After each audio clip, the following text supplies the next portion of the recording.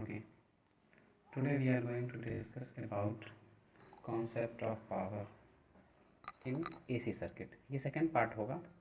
Concept of power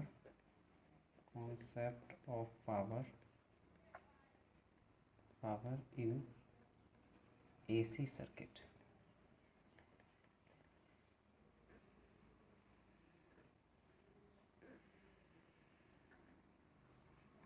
ठीक है, तो AC सर्किट के केस में तीन टाइप के पावर हम डिफाइन करते हैं. पहला होता है आपका, अब इसका अलग अलग एक ही पावर का अलग अलग नेमिंग किया गया है, तो इसमें सब मैं एक साथ लिख रहा हूँ. देखो, पहला होता है, आप इसे एक्टिव पावर बोलते हो, या फिर इसे ट्रू पावर बोलो, और या ये आपका हो जाएगा रियल पावर, और आप इसे कह सकते हो एवरेज पावर. तो इसको हमने कैलकुलेट किया था, तो ये होता क्या है, this power is defined as, ये होता क्या है, ये the power which is actually consumed, which is actually consumed or utilized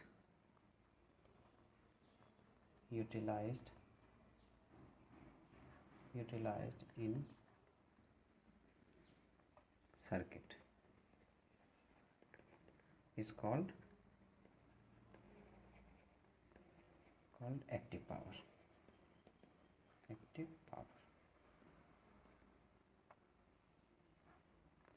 Denoted by, the second thing, denoted by P,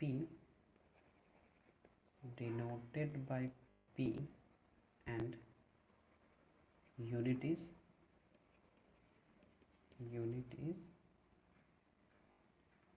watt. This is measured in wattage. अब second power की बात कर लेते हैं. सेकेंड पावर जो होता है आपका, this is reactive power. This is due to reactive component in circuit. Reactive power की बात कर रहे हैं, तो देखो रिएक्टिव पावर क्या होता है, this is due to reactive component in AC circuit. अब देखो रिएक्टिव पावर, अब एक्चुअली ये पावर कंज्यूम होता नहीं है, लेकिन ये इतना एक्स्ट्रा पावर सोर्स के पास होना चाहिए ताकि ये लोड को दे सके और लोड फिर इसे रिटर्न कर सके. तो इसके लिए हम इसको पहले डिफाइन कर लेते हैं. The power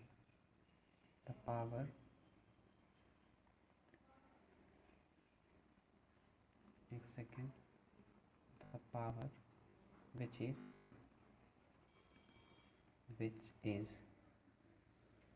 the power which is flowing back and forth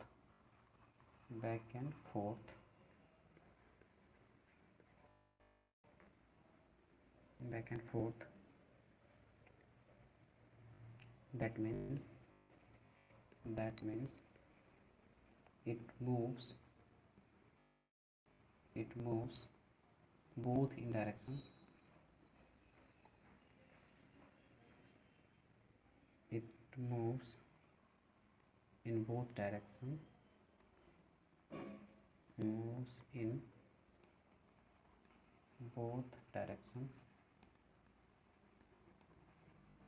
is called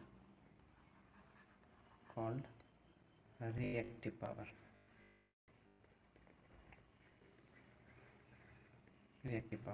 तो देखो इसमें जो P आता है, ये इसको हम किससे नोट कर रहे थे, P से. तो P की वैल्यू होती है VI cos phi. ये हमने देखा है, हमने पिछले एक और वीडियो जो डाला हुआ है, first video concept of power का, उसमें आप देखोगे तो ये हमारा क्या आ रहा था, VI cos phi, where V is in RMS, I is in RMS also. और यहाँ पे जो दो चीज़ पहले लिख लेते हैं, denoted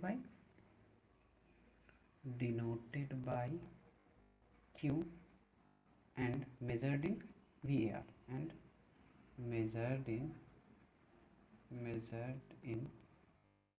VAR. VAR that is volt ampere reactive, इसको लिख लेते हैं वोल्ट एम्पियर रिएक्टिव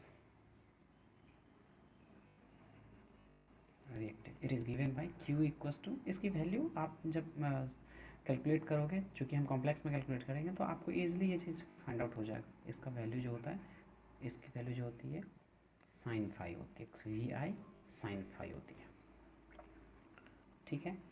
अब इन दोनों का जो ओवरऑल इफेक्ट होता है which is P which is sorry S, एक और पावर होता है AC सर्किट में डिफाइन, तो इन दोनों का कंबाइंड इफेक्ट को बोलते हैं हम एपरेंट पावर। ये क्या होता है आपका, थर्ड आपका हो जाएगा एपरेंट पावर, एपरेंट पावर, ठीक है। एपरेंट पावर क्या है, ऐसा लगता है कि एक्चुअल पावर यही है, लेकिन एक्चुअल एपरेंट मीन्स होता है it seems to be, it seems to be. तो आप कह सकते हो the overall effect of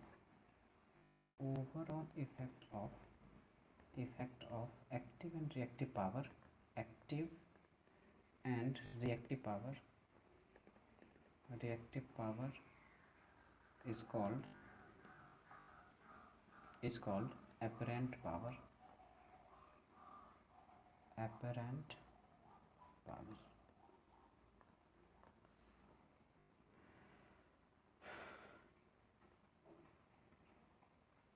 It is so called, it is called apparent because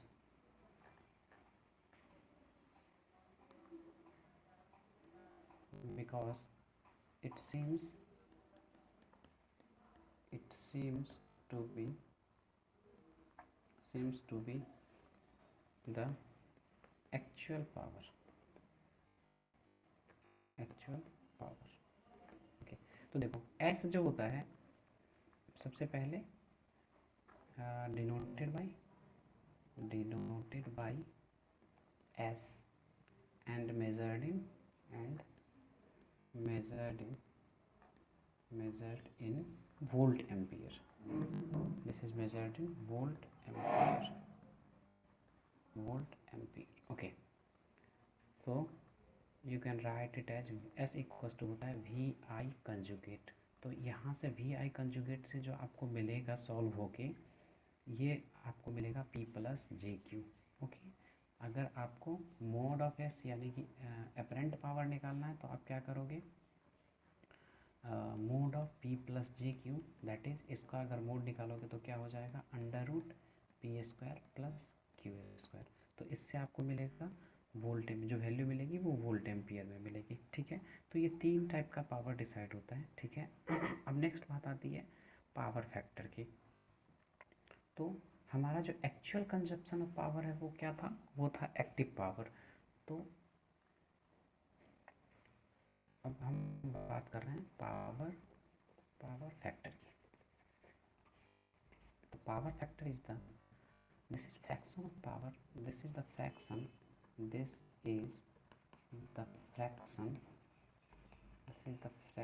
of actual power, that is actual power, that means true power की बात कर रहा हूँ। this is the fraction of active and apparent power,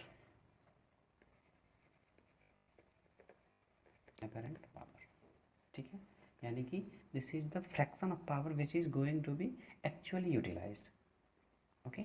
तो आप लिख सकते हो power factor equals to P upon S, P upon mode S क्या कहोगे। अब देखो पावर फैक्टर जो होता है, आप सिंपली ये कम्प्लीटली डिपेंड करता है कि आपके सर्किट में कितना रिएक्टिव कंपोनेंट है, उस पर डिपेंड करता है। तो आप सिंपली सर्किट देख के भी निकाल सकते हो, इसकी वैल्यू हो जाती है R अपॉन मोड Z। आप इससे भी निकाल सकते हो, या आप इससे भी निकाल सकते हो वोल्टेज और करंट के बीच कितना फेज डिफरेंस है। तो आप सिंपली कॉस ऑफ फाई ले लो। तो वेयर फाई इज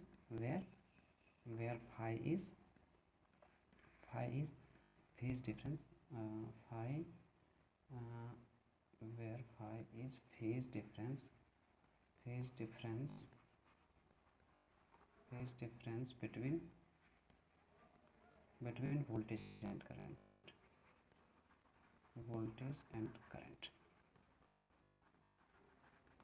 ठीक है, तो आपको पावर फैक्टर के बारे में पता चल गया और हमने एक्टिव, रिएक्टिव और अपरेंट पावर के बारे में पढ़ा है। तो पहले हम देख लेते हैं। We have lost 10 minute 25 second. Okay, तो आगे हम देख लेते हैं। अब एक हम न्यूमेरिकल लेंगे और उससे फाइंड आउट करेंगे ये तीनों चीज़ें। ओके, तो देखो let us consider you have given A question और आपको फाइंड आउट करना है। मान लेते हैं कि एक क्वेश्चन दिया गया है जिसमें एक वैल्यू दी गई है, मान लो इसकी वैल्यू दी गई है 3 ओम और इसकी वैल्यू दी गई है कुछ वैल्यू हम मान लेते हैं, कंसिडर करते हैं अभी। मान लो कि ये आपको दिया गया है 4 मिली हेनरी दिया गया है और यहाँ पे जो वैल्यू दी गई है ये वैल्यू है आपका 20 साइन 1000 टी। ठीक है, ये वैल्यू दी गई है आपको, सोर्स सप्लाई वोल्टेज की वैल्यू दी गई है, सप्लाई एसी वोल्टेज की वैल्यू दी गई है। तो जब इसे सॉल्व करना होता है तो सबसे पहले हम क्या करते हैं, इसको कन्वर्ट करते हैं फेजर सर्किट में। तो फेजर सर्किट में कन्वर्ट करने के लिए कन्वर्टिंग इनटू फेजर सर्किट। तो फेजर सर्किट में जब आप कन्वर्ट करोगे तो सबसे पहले क्या होता है, आपका सोर्स सोर्स जो होता है, source converting into RMS value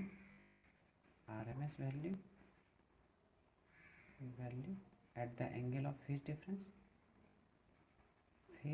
जो भी फेज होगा इसका, और जो भी आपका इंडक्टर होगा ये ओमेगा एल यानी कि इंडक्टिव रिएक्टेंस में कन्वर्ट हो जाएगा। ये क्या है आपका इंडक्टर है, इंडक्टर कन्वर्ट हो जाएगा इंडक्टिव रिएक्टेंस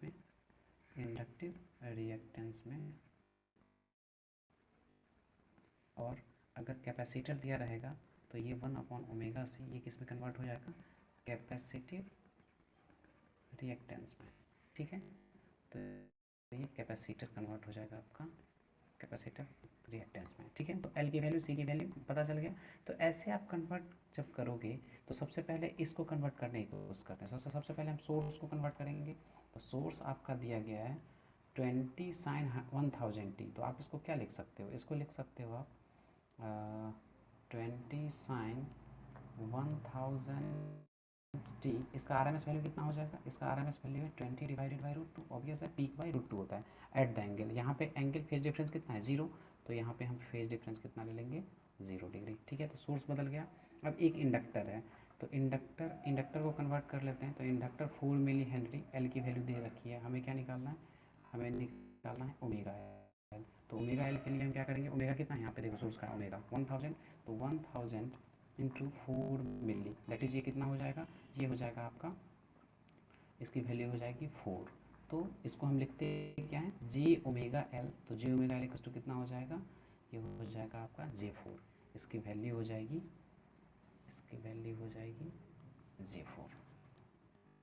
J4 ओम।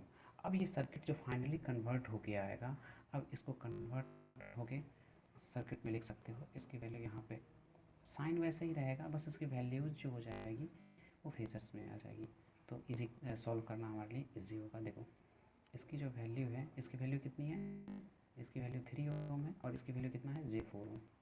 ठीक है, तो और इसकी वैल्यू कितना है 20 डिवाइडेड बाई √2। तो इसको आप लिख सकते हो कितना 10√2। तो आप अभी 20 डिवाइडेड बाई √2 ही लिख लो, आगे जाके इसे हम कर लेंगे 20 divided by √2 at the angle 0 degree. तो ये सिंपल सा सर्किट है और यहाँ पे हम करंट निकाल के वो सारी चीज़ें निकाल सकते हैं, यानी कि पावर, एक्टिव पावर। और इसमें कहा गया था, इस क्वेश्चन में मान लो कहा गया था find P, Q, S and power factor. आपको सब कुछ फाइंड आउट करना था। ठीक है, तो इसको देखो, अब हम नेक्स्ट स्लाइड में इसको, अब देखो अब इस सर्किट को मैं नेक्स्ट स्लाइड पे ले जाता हूँ। तो एक सेकेंड,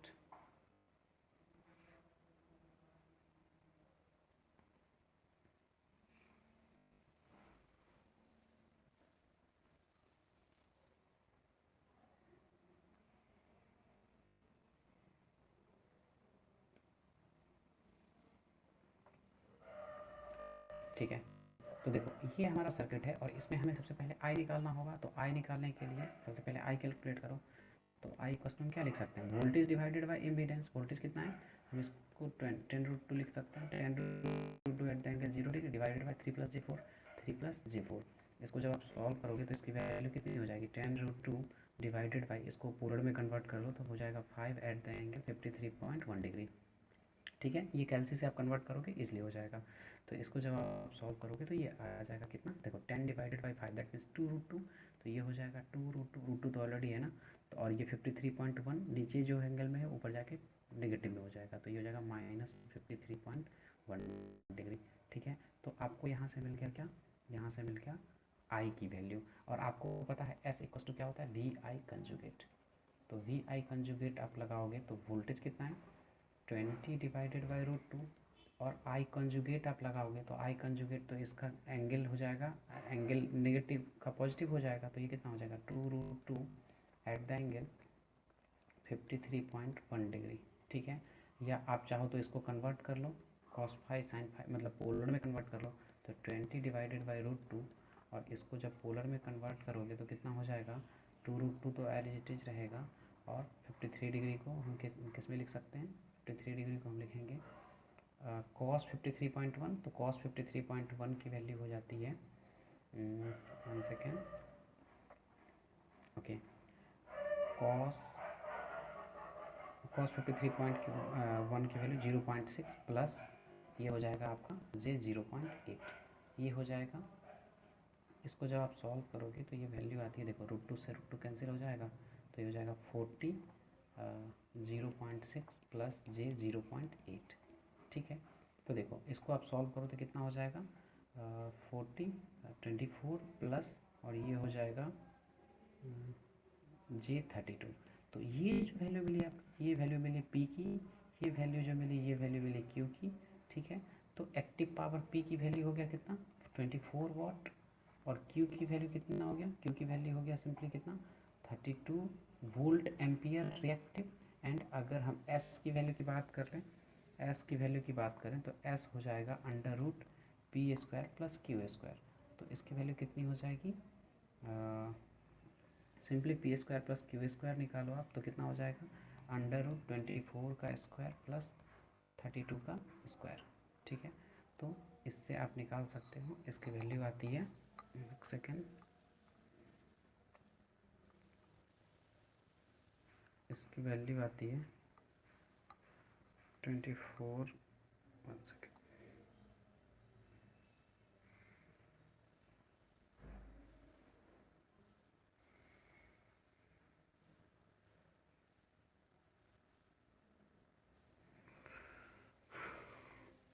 सेकेंड कितना 24 का स्क्वायर प्लस 32 का स्क्वायर, ये वैल्यू 1600 और अंडर 40 आती है।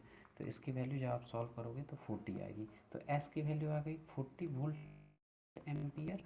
तो आपको P भी मिल गया, Q भी मिल गया, S भी मिल गया। और फिर पावर फैक्टर निकाल दो तो पावर फैक्टर क्या हो जाता है, सिंपली P/S। तो P/S से निकालोगे तो P की वैल्यू 24 डिवाइडेड बाई 40। तो इसको जब सॉल्व करोगे 24 डिवाइडेड बाई 40 तो इसकी वैल्यू आती है 0.6। तो आपका पावर फैक्टर हो गया 0.6। ठीक है, अगर आप चाहो तो और भी मेथड से R/Z से भी निकाल सकते हो।